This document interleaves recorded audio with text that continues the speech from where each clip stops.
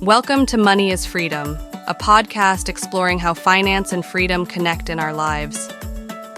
Created from thoughtful research and narrated by Notebook LM AI, this series brings you clear, meaningful insights into finance and beyond. Episode 35 analyzes a theory suggesting Jack Dorsey is Satoshi Nakamoto, the pseudonymous creator of Bitcoin. It explores coincidences, Dorsey's background, and his subtle references to cryptocurrency as possible evidence. Counterarguments include the lack of cryptographic proof and differences in writing style. Ultimately, the article deems the theory interesting, but unproven without verifiable evidence. Okay, get this. We're diving into a theory that's been making waves online. Is Jack Dorsey, the guy behind Twitter and Square, actually the mysterious creator of Bitcoin, Satoshi Nakamoto? It's a theory that captures the imagination, for sure. We've got this Crypto Daily article that breaks down a bunch of arguments on both sides. The identity of Satoshi Nakamoto is one of the biggest unsolved puzzles in the tech world. Right. And the idea that it could be someone as well known as Jack Dorsey is incredibly intriguing. This article lays out some pretty wild coincidences. Oh, yeah. Like, did you know that Bitcoin.org was registered just one day after Jack posted this kind of cryptic sailor phrase online? Interesting. Some people are even connecting that to sailing references found in the original Bitcoin code. It's definitely a curious timing coincidence. Right. Though, to be fair, thousands of domains are registered every single day. Right. But in the context of this theory, it's certainly interesting. Yeah. Remember, we're talking about August 2008, right before the Bitcoin white paper dropped. Right. This was Satoshi laying the groundwork for what would become a revolutionary technology. So maybe it's not just a coincidence, but there's more. Oh. The first ever Bitcoin transaction happened on Jack's mom's birthday. Right. And Satoshi joined the Bitcoin forum on, wait for it, Jack's birthday. No way. Is this fate or just a really weird string of coincidences? Well, statistically speaking, birthdays falling on significant dates aren't that uncommon. Sure. When you consider how many dates and individuals are involved in the Bitcoin timeline. Right. But for those who believe in the Jack as Satoshi theory, right, these coincidences are seen as compelling evidence. I can see how it would add fuel to the fire. Yeah. And then you add in the fact that Satoshi mined his last known block on Jack Dorsey's father's birthday. Huh. It does make you wonder. It's certainly thought-provoking. Yeah.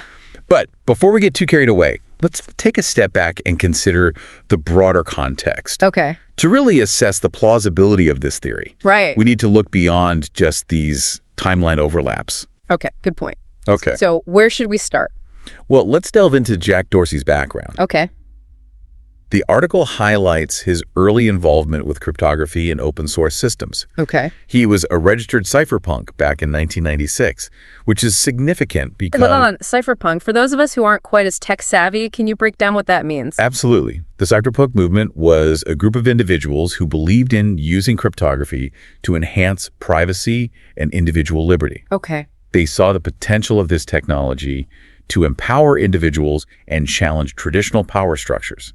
And these are ideas that are deeply embedded in the philosophy behind Bitcoin. So Jack was part of this movement even before Bitcoin was a thing? Yes, and in fact, only around 1,300 people were registered cypherpunks back in 1996. Wow. So it's a relatively small and tight-knit community. Right. And this is where the theory starts to gain some traction, because it places Jack within a group of individuals who were actively exploring the very concepts that would later underpin Bitcoin. That's fascinating. It's like he was in the right place at the right time, surrounded by people who were thinking along the same lines. Exactly. Yeah. And this is further supported by another detail mentioned in the article, a picture of Jack in college sporting a T-shirt featuring Adam Back. Adam Back. Let's refresh my memory. Who's that again? Adam Back is a prominent cryptographer who created Hashcash, Okay. a system designed to prevent email spam. Right. And guess what? Right. Hashcash is directly referenced in the Bitcoin white paper. Whoa. That's a pretty significant connection. Yeah. It's almost like Jack was signaling his interest in these ideas, even back then. Well, whether it was intentional or not, You're right. it does show that Jack was familiar with the work of someone whose ideas directly influenced the creation of Bitcoin. Right. It adds another layer of intrigue to his potential connection to Satoshi. Okay. I'm starting to see how this theory is coming together. Yeah. But wouldn't someone with Jack's technical background and cypherpunk connections have been more vocal about Bitcoin in the early days? The article mentions that he didn't really start publicly promoting it until 2012. That's a point often raised by skeptics. Yeah. If Jack were truly Satoshi, wouldn't he have been shouting from the rooftops about Bitcoin from the get-go? Yeah. Especially given his interest in fintech. It's a good question. The timeline does seem a bit off, right? It does. Yeah. However, proponents of the Jack is Satoshi theory argue that there might be other explanations for his initial silence. Okay. Remember, Satoshi themselves disappeared from the scene in 2010. Right. Leaving many to wonder why the creator of such a groundbreaking technology would choose to step back. That's true. Yeah. So maybe Jack was intentionally keeping a low profile, even if he was involved in Bitcoin's creation. It's certainly a possibility. Okay. And there were some intriguing events that occurred around Satoshi's disappearance that add another layer of complexity to this theory. Okay, now you've got me hooked. What kind of events? Well, let's talk about what was happening in 2010, Okay. the year Satoshi vanished. At that time, Jack was deeply involved in building Square, Okay. his mobile payments company. Right. And interestingly, around the same time, Satoshi claimed to be too busy with Bitcoin to continue working on it. Ooh, interesting. Are you suggesting that Jack might have used Square as a cover story while secretly working on Bitcoin as Satoshi? That's kind of a wild thought. It's a possibility that some proponents of the theory have put forward. Okay. However, we need to be cautious about jumping to conclusions based on circumstantial evidence. Okay. There's a lot more to unpack here. Okay, I'm ready to unpack it all. All right. Let's hear what else happened in 2010 that might shed some light on this. Well, there's a particular incident involving WikiLeaks that some people believe could be connected to Satoshi's disappearance. Okay. It's a bit of a tangled web, but it might provide some clues.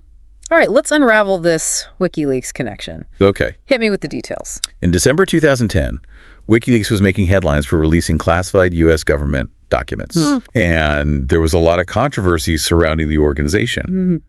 Satoshi posted a message on the Bitcoin forum discouraging donations to WikiLeaks. So Satoshi was aware of what was happening with WikiLeaks. Yes, and just a few days after that post, Twitter was hit with a secret court order demanding data on WikiLeaks users. Oh, wow. Then, on December 13th, Satoshi vanished from the Bitcoin community. Wait a minute. Yeah. Are you suggesting that Jack, as the head of Twitter, might have been pressured to silence Satoshi to avoid further legal scrutiny? Because that's a pretty explosive claim. It's a theory that's been circulated, and it does raise some intriguing questions. Yeah. Did Jack, as a supporter of WikiLeaks and potentially Satoshi, find himself caught in a difficult position? Right. Could he have been forced to choose between protecting Twitter and maintaining his secret identity? It's like a real-life superhero origin story. But wouldn't that mean there was some kind of communication or connection between Jack and the U.S. government? We're venturing into the realm of speculation here, and there's no concrete evidence to support any direct link between Jack Dorsey, Satoshi, and the U.S. government's actions against WikiLeaks. You're right. However, the timing of these events is certainly noteworthy. It's definitely a lot to think about. Yeah. Okay, so we've got the timeline coincidences, Jack's background in cryptography, his possible connection to Adam Back, and now this WikiLeaks situation. Right.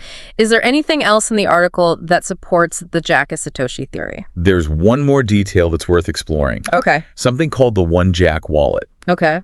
In 2020, when Craig Wright was making headlines claiming to be Satoshi, Right. a number of early Bitcoin wallets signed messages refuting his claims. Wait, back up a sec. Yeah. I vaguely remember that whole Craig Wright saga. Yeah. Didn't he try to prove he was Satoshi but then fail miserably? That's right. Yeah. His claims were widely disputed and ultimately dismissed by the cryptocurrency community. Okay. But in response to Wright's claims, Right. some early adopters of Bitcoin who held wallets from the very beginning Right. signed messages cryptographically, proving they were the original owners of those wallets. Okay, so how does the One Jack wallet fit into all of this?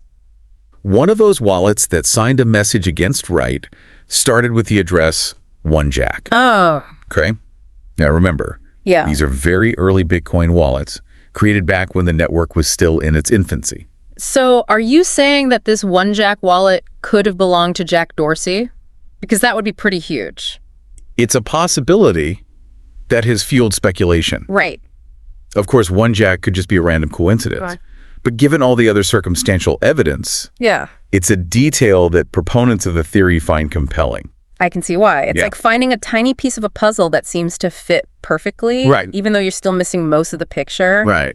But even with all these coincidences and connections, we're still dealing with speculation, right? There's no definitive proof that Jack is Satoshi. That's the key point. Yeah. While this theory is intriguing and certainly fun to explore, it's crucial to remember that we're dealing with circumstantial evidence. Okay. Without concrete, irrefutable proof, such as Jack's signing a message from an early Bitcoin wallet known to belong to Satoshi, Yeah. the mystery remains unsolved. So in the world of crypto conspiracy theories, we're still in the plausible but unproven category. Exactly. Okay. And there are some counter-arguments that we need to address. Okay. One of the most significant challenges to the Jack is Satoshi theory Right. is the difference in writing style between Satoshi and Jack. Oh, yeah. I remember reading something about that. Yeah. Didn't Satoshi write more formally, like someone from the UK? That's right. Yeah. Satoshi's writing was very formal, precise, and consistently used British English spellings, Okay.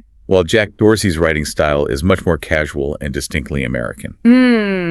That's a pretty big discrepancy. Yeah. Is there any way to explain that away if Jack is indeed Satoshi? Some have suggested that Satoshi might have deliberately adopted a formal writing style and British English spellings to obscure their true identity. However, that's just conjecture. Right.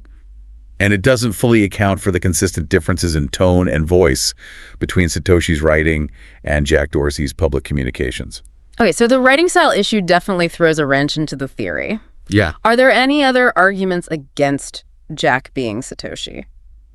Another point of contention is the question of motivation. Okay. Why would someone like Jack Dorsey, who already had a successful career in tech, Right. create Bitcoin and then choose to remain anonymous? Yeah, that's a good question. Yeah. If it was about fame or fortune, Right. wouldn't he have eventually stepped forward and taken credit for creating something as revolutionary as Bitcoin? It's a puzzle that has baffled many people. Yeah. Some argue that Satoshi's anonymity was essential to ensure the decentralization of Bitcoin. By remaining unknown, they prevented any single individual from having undue influence or control over the cryptocurrency. That's an interesting perspective. Yeah. It's like they wanted to create something bigger than themselves, something that could exist and thrive independently of any one person, Precisely. right? And this ties into the cypherpunk philosophy we discussed earlier. Right. The belief in individual empowerment and the decentralization of power. Okay. From that perspective. Right. Satoshi's anonymity could be seen as a deliberate act of empowering the community rather than seeking personal recognition. It's kind of a radical concept, isn't it? Creating something groundbreaking and then stepping back to let it evolve on its own. It is. But if Jack is Satoshi, wouldn't he have been tempted to step in at some point and guide Bitcoin's development, especially given his influence and resources? That's a fair point. Yeah. However, it's also possible that Jack, if he is indeed Satoshi, believed that true decentralization required a hands-off approach. Okay. By remaining anonymous and resisting the urge to intervene, he could ensure that Bitcoin remained a truly community-driven project. I can see how that aligns with the whole cypherpunk ethos. Right. So are we saying that even if Jack is Satoshi, he might have deliberately chosen to stay silent to protect the integrity of Bitcoin's decentralized nature?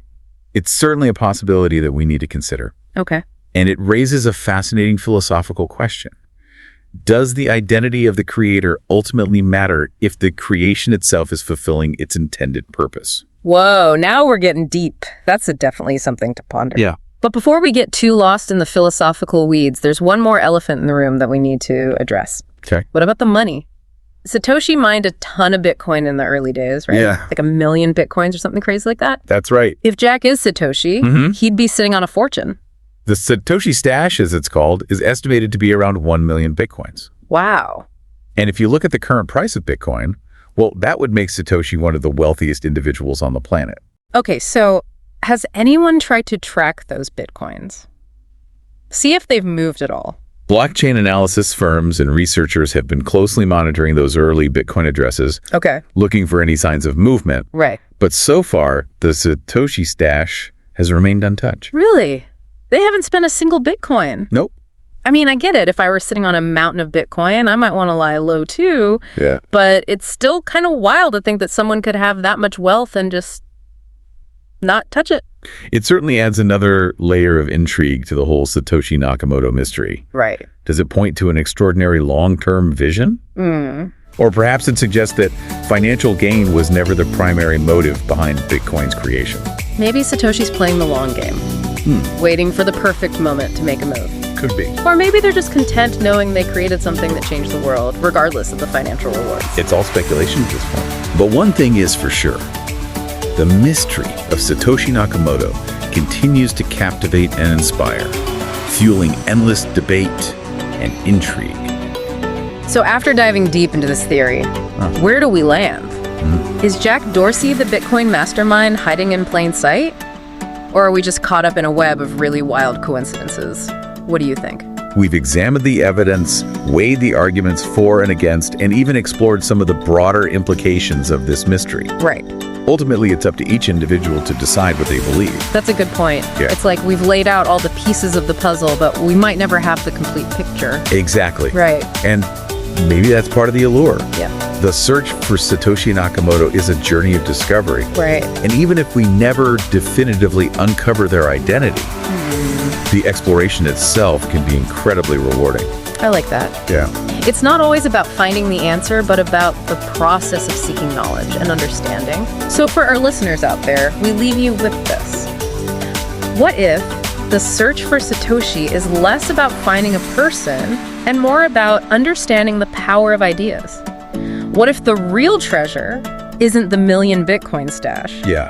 but the potential for decentralized technologies to change the world? It's a question worth pondering. Right. Keep an open mind. Yeah. Stay curious. And maybe do some digging of your own. Okay. You might be surprised by what you uncover. Until next time, happy hunting.